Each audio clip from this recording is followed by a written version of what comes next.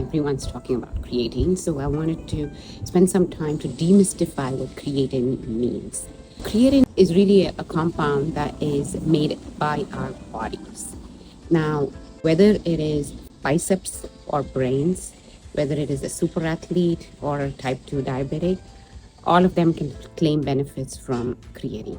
Let's dive deep to see what that means and how that's possible. First of all, what is creatine?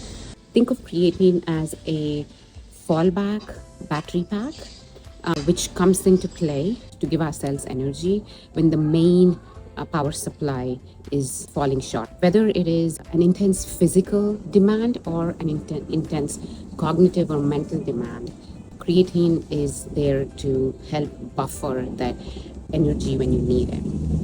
Cells rely on ATP as the energy currency to achieve a task. This is where creatine comes in, where when the ATP supply is going low, creatine buffers that, which is why for short, high intensity interval training, creatine comes to the rescue.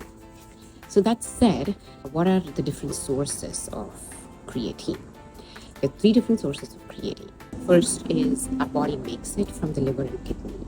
This is anywhere between 1 to 2 grams made from the breakdown of amino acids. In diets which are low in protein, it's possible that the supply of creatine or the creatine production within the body is going to be lesser than someone that's eating a high protein diet. Now, the second source of creatine is from food, specifically poultry, fish, and red meat. Most of these sources give anywhere between 1 to 2 grams of creatine.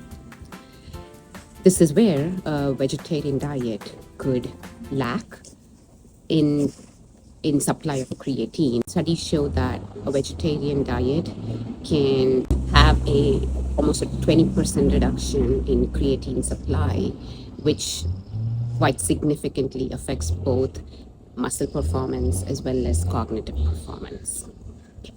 The third source of creatine is through supplementation.